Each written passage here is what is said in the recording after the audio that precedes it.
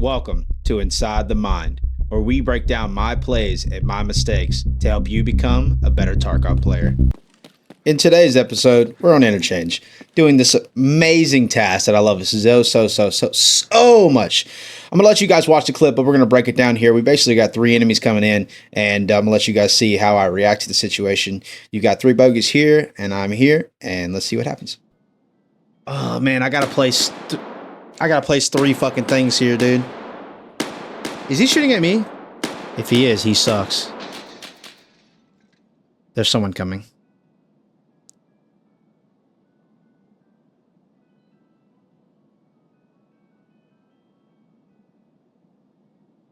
Notice how after I finish planting, I don't freak out. I take time to look at my surroundings and see if I can plant again.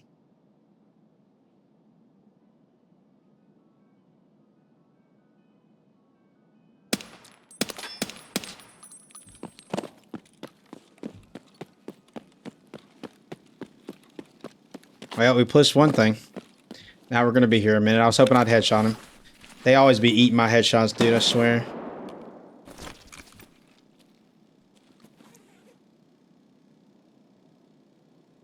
Gold chain ass. Yes, good comms.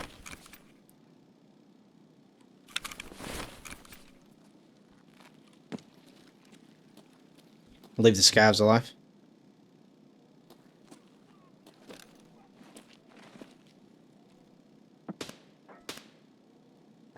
This kid's got a P90.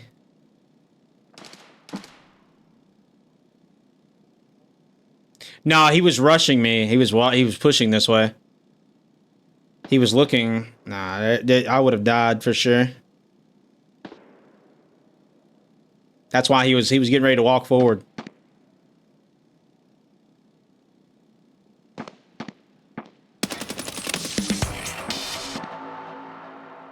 GG's.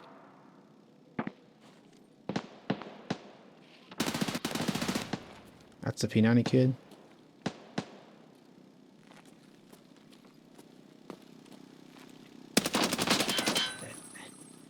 One dead.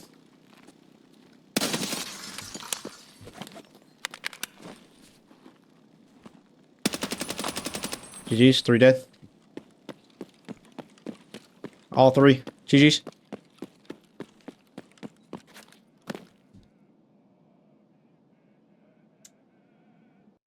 Overall, not too bad, but let's break this down, yeah?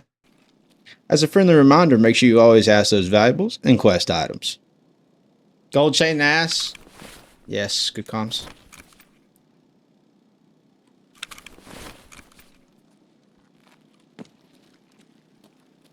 I'll leave the scavs alive. Now, you heard me say that this is very important. I leave 2 different scavs alive and they're able to give me 2 different areas of basically intel, or what I would call your alarm systems per se.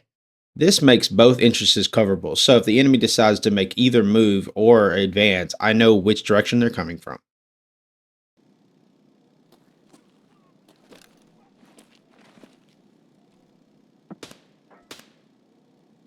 This kid's got a P90.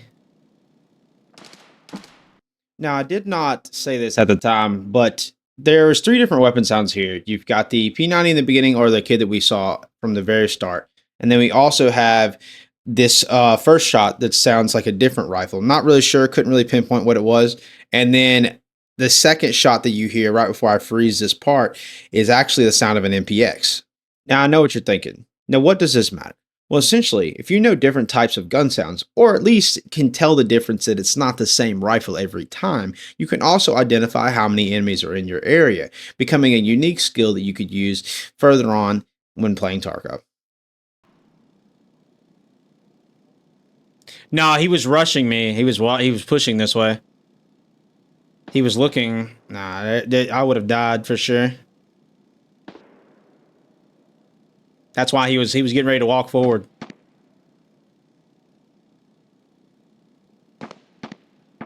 No. Mistake number 1 from the enemy there.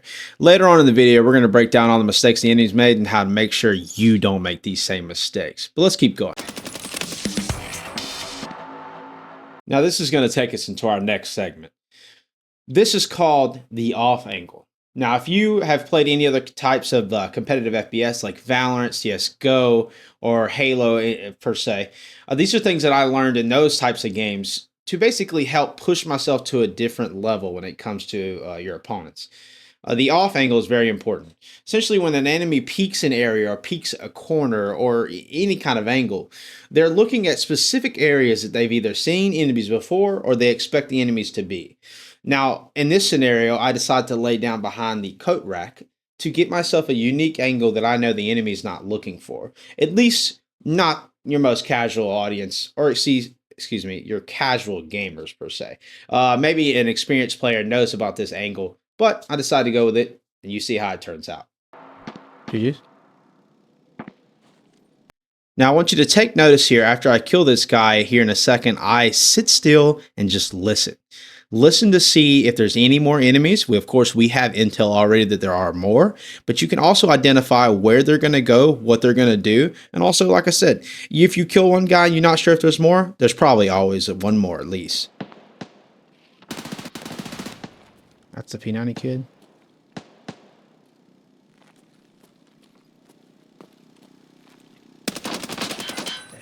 Now, notice that I aggressively peek this angle. And the only reason I do that is because if you listen to his footsteps, we're going to go back and watch this again.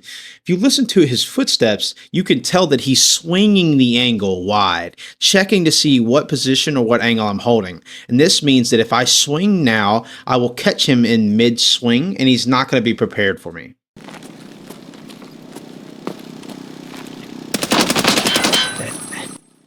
One dead. Now that little pre-fire through the wall, going off of based off just audio, I know that he's going to be tempting to run in that direction and kind of swing towards me. This is something I typically like to do against enemies, which is basically try to mental them a little bit. Get them in their head. Oh, is this guy cheating? What is he doing? Why did he shoot that? That was close. Essentially, try to get the enemy to make a mistake because now they're afraid, essentially. GG's, 3 dead. Now notice how I use the same exact angle as the first guy. And I do that because I know the enemy is also not expecting because it's a very good off angle. Using the same angle again sometimes can also help benefit you. And that's exactly what he does. He makes the same exact mistake as his teammate swinging out wide. Now, this is going to break off into our other segment of the mistakes the enemy made and how they could have done better in order to kill me, the solo. Let us start off with the first swing, the first problem, one would say. He swings with a flashlight turned on. Now, typically, depending on the scenario and where your enemy is, you can swing with a flashlight. You just got to do it smart. Because if you don't, you're going to end up like this guy. All right?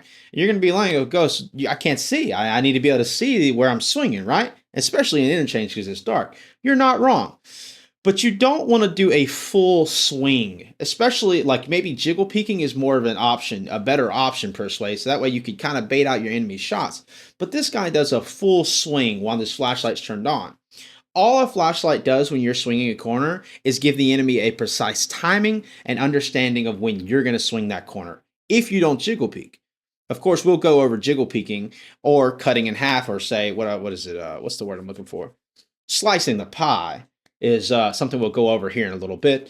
But do not swing with a flashlight turned on. If anything, you want to turn the flashlight on, jiggle peek a little bit, and kind of go from there. Another mistake that he made was he wide swung a corner, as we went over previously in the video, with way too many angles to cover.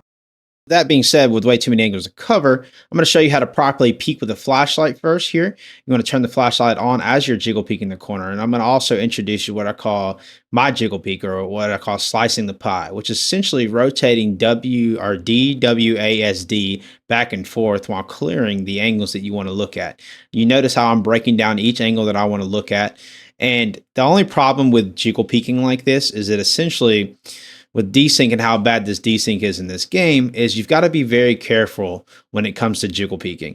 Don't jiggle peek too much. If you jiggle peek too much and you continue to do it and your enemy knows that you're going to keep doing it, they can pre-fire and hit you in the head. So take it in small little bursts and do it as much as you can to try to prevent yourself from dying easily. Something else I don't typically see casual players do is something I see more professional players, or I would say more experienced players with many more hours, is jumping from cover to cover and also at the same time holding your point direction or your look direction using your middle mouse button in the direction you're looking to try to identify if someone's holding the angle. Now, this does one of two things. One, it gives you the ability to see without putting yourself in immediate danger. And in two, it also puts the enemy in a position where they have to hit a pretty nasty shot or you're insanely lucky. They're not expecting you to jump mid-air when it comes to peeking or swinging an angle. So this gives you the time to get that information, get out. This also gives you another angle that the enemy is not exactly prepared for in that exact moment, giving you time to peek, swing, and even get some shots off. Last but not least, the last thing you need to do in a 3-man is to individually peek your enemy. If you're in a 3-man, you need to be working with your teammates, be on time, and communicate at the same time when attacking your enemy. Now, the caveat to that, as a solo, you want to 1v3, 1v4. You want to try to pick angles and make decisions to make your enemy force 1v1 fights onto you. This gives you the benefit and the engagement process that you would actually want as a solo player. If you can take off each one and individually pick them off, you stand a chance of being more successful. If you guys enjoyed this video, man, leave a like, share, comment, tell me what you would like to see more. I'd like to do more of these and create a series out of this. So if you enjoyed it, please do so. I love you guys, man. I appreciate all the support that you guys showed me. And let's learn more about Tarkov, shall we?